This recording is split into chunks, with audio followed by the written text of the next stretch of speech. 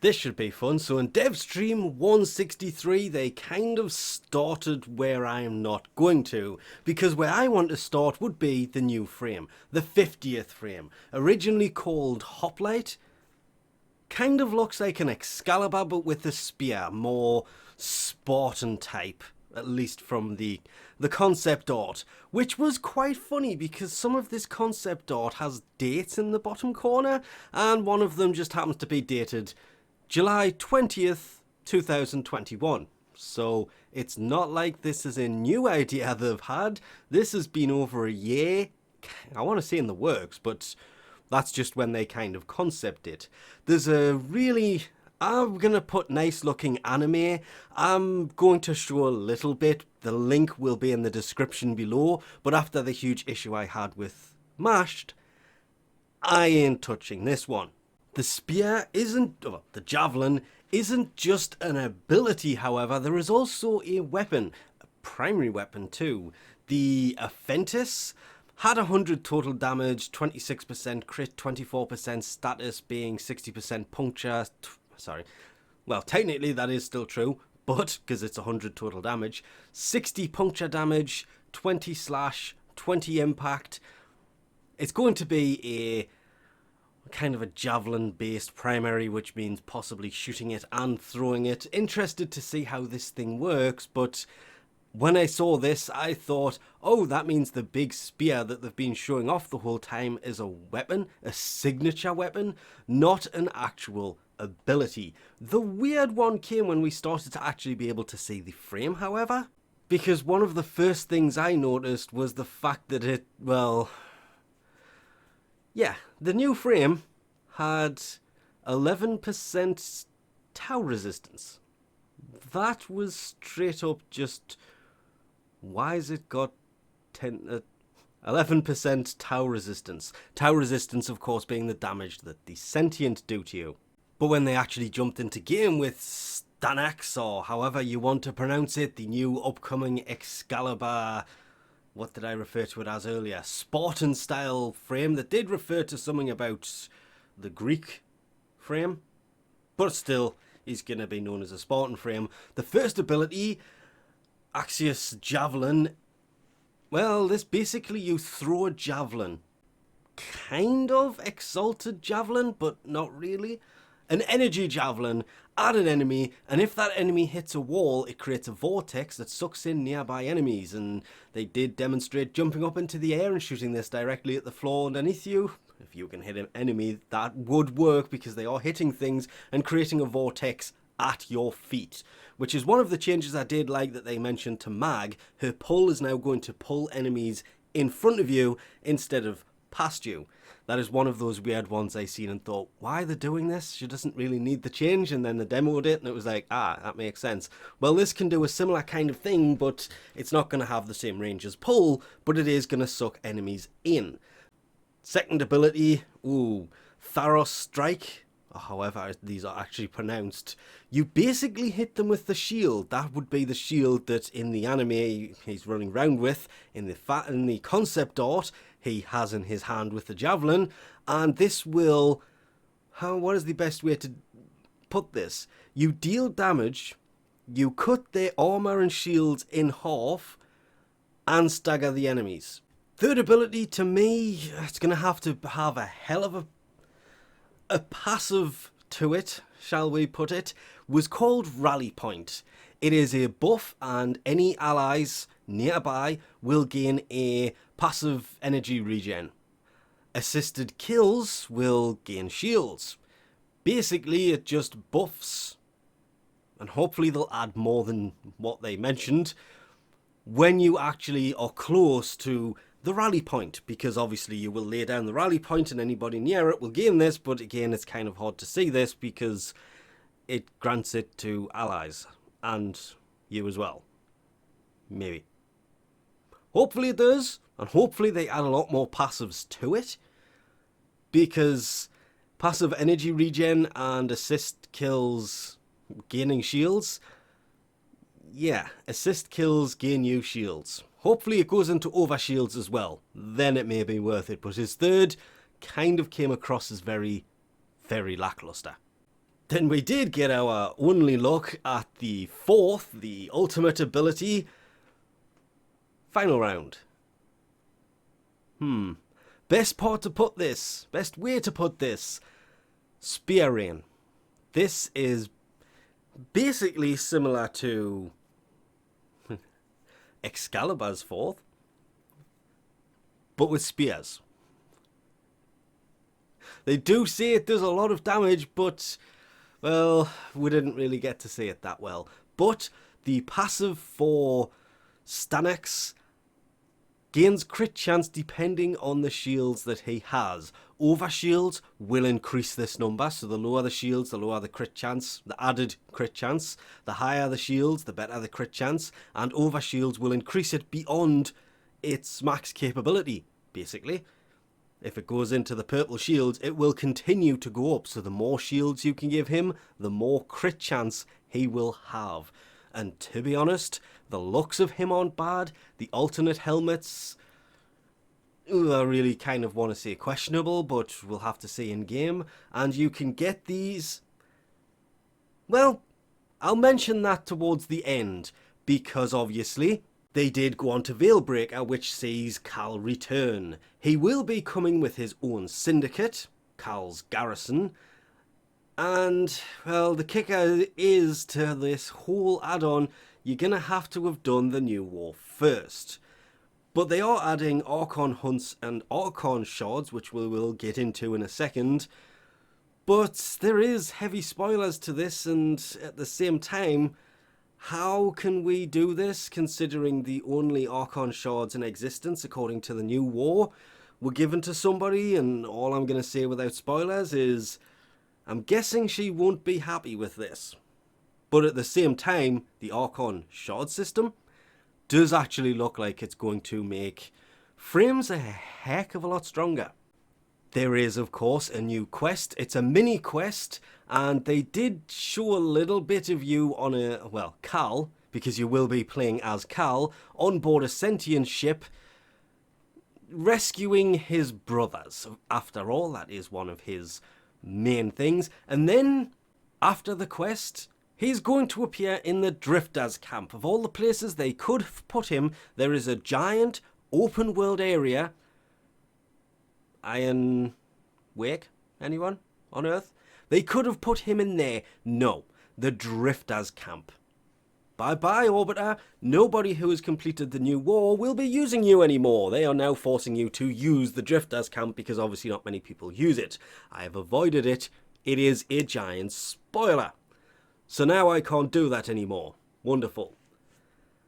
That was kind of annoying, but the other character here next to Cal is the one who will have Styanax's parts after you complete this quest, which is kind of great. But there is also Cal's customizations, and they did demo these at 10 Live, so it's not really a spoiler. There will be weekly missions, but they kind of went more on about his eye patches than what he will be offering. Mainly, I'm guessing, to not spoil too much about VeilBreaker. But the Archon hunts, this is a new mission that will reset every week, kind of like sorties, but instead of being daily, it'll be weekly. And, well, there will be different Archons. It will appear, as I say, every week. This is going to reset. You're going to be able to get frames, consumables. Chipper's going to be the one that sells all the cosmetics and everything else for Cal, but it's the Archon hunts. Every week there'll be an Archon hunt. It's going to be a different one. There's going to be different limitations to it. The restrictions from respawns, frame limitations, weapon limitations, consumable limitations. I kind of really like the look of this, but I'm really hoping it's the same for everyone. It's not like other Helmonth related systems where it's different for everybody every time. And I'm saying this because that means somebody can go in there to deal damage with the damage dealing frame that has the bonuses on them, because the limitations, no, it's bonuses for the frames and bonuses for the weapons. But you can set yourself up for these very, very nicely. And the Archon hunts are guaranteed Archon takedowns at the end. And that's when Archon shards come into play. Because Helminth, he now has a new use. Archon shards. There will be 5 slots, and each one can contain a different Archon shard. They increase health, armor, shields, energy, blah blah blah blah blah blah blah. And unlike Helminth's other systems, these are permanent. And I say other systems, I mean his invigoration systems. Yeah, these are permanent, like his abilities.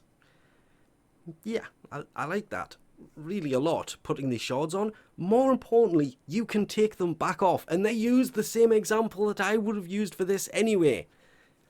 If you have a frame, like Protea, because that's what they're using in her deluxe skin, and you put these shards on, but you want to take them off to put onto Protea when her prime comes out, you can do so, because the Archon shards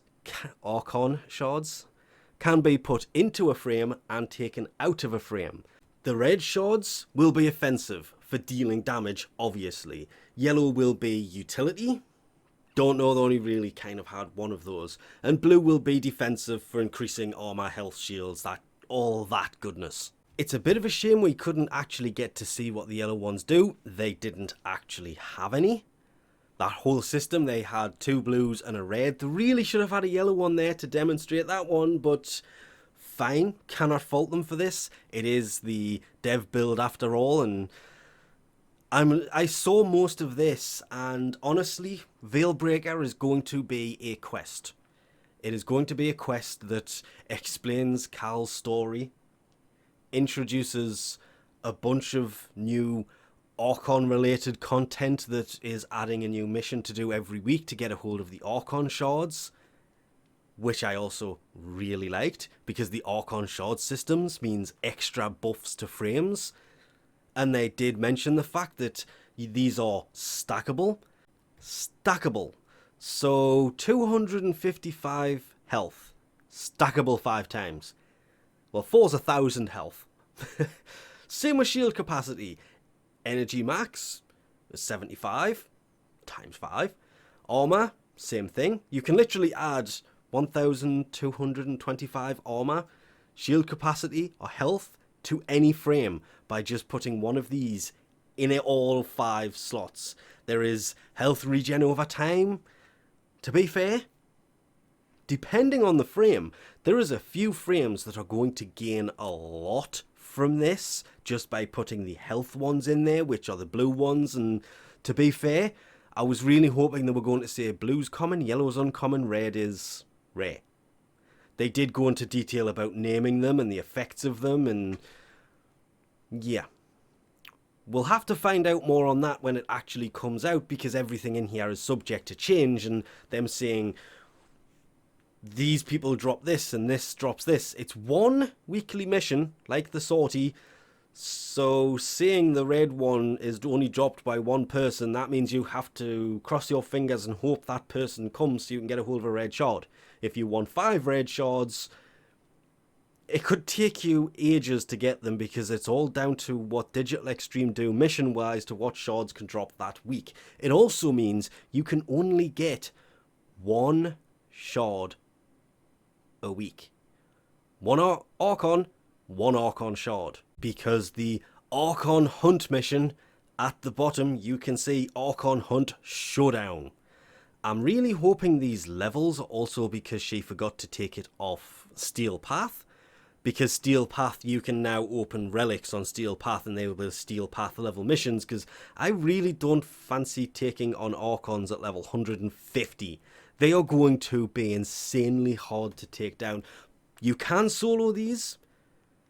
The guaranteed reward from these is an Archon shard. You can see it in the reward pool, but the reason I have this up is it has pretty much exactly the same reward pool as a sortie, but it has a 20% chance of being Tau Forged, which makes them better, because a Tau Forged shard is much better than a non-one. But again, these are all subject to change. That's the little details I was hoping not to mention, but it is literally written in the reward pool. So you can see it works just like a sortie. You have the mobile defense, the excavation, and then the Archon showdown. And the restrictions that go with it don't mean you have to use certain frames for it, I hope, because can you imagine having to play 4 volts? Oh, that would just be horrible. Not really, because the 4 volts could actually be quite amazing. Depends on the actual missions. And I'm also hoping for the Archon Hunt Showdown, they do the same thing they did in the last Archon Hunt mission, part of the quest. And I can't really go into it because you have to have completed the new war to gain access to this whole system, unlike the Deviri Paradox that's going to be open to everybody. This is after new war content, meaning more than likely this is going to take place during the new war, simultaneously.